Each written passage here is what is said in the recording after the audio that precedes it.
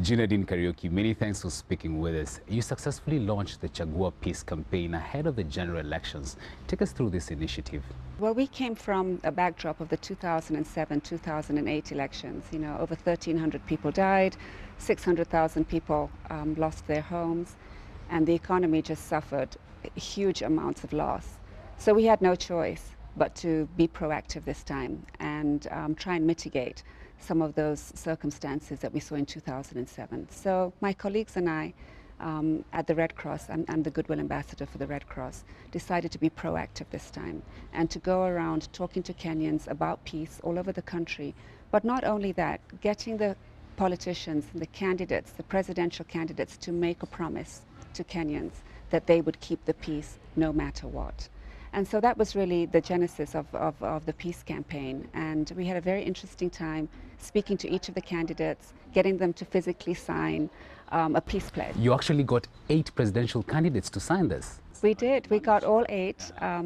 They were incredible. They were really supportive.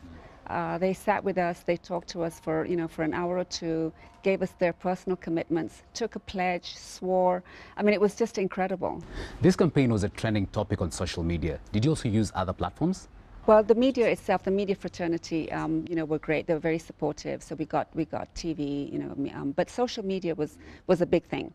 And we just it was such a buzz. It was trending at some time, so everybody joined in. And I think that was the whole genesis of the campaign, was to get all Kenyans involved. This is one of the few peace campaigns in Africa. After the general elections last week, how would you rate the success of this campaign in terms of reach and impact? Well, look at the country today. I mean, we had elections a week ago. Last week was a little tense as we waited for the results, but there was absolutely no violence. And so for me, that's really a success measure. Yesterday, everybody's back at work. The stock market is buoyant. Everyone's excited. And even though there's a challenge to the results of the election, nobody's taken to the streets. We've got faith in our institutions again, which for me is also very exciting, that there's a challenge, but it's in court. Both the president-elect and Honorable Raila Odinga have both been real statesmen, and they've really kept the promise that they made to Kenyans.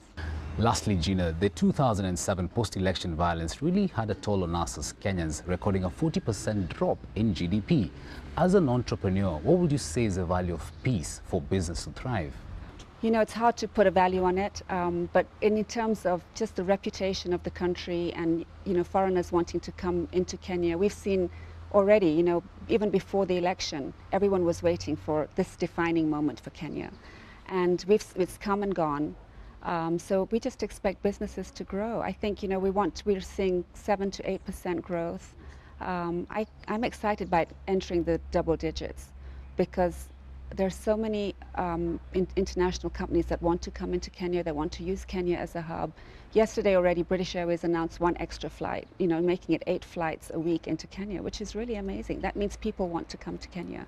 And so the peace and stability of the country and of the region is really, really paramount to that happening, and for the economy and for the Kenyan people. So I think the peace agenda and the peace campaign was really, really successful. Of course, in line to achievement of Vision 2030. Oh, Vision 2030 is exciting. I think Kenyans need to have a goal, a vision in mind, so that we have something that we can look forward to, that we can all participate in. And they've done a fine job with the secretariat that they have. But I think it's now time for them to capture the imagination of every Kenyan so that we can all participate in Vision 2030.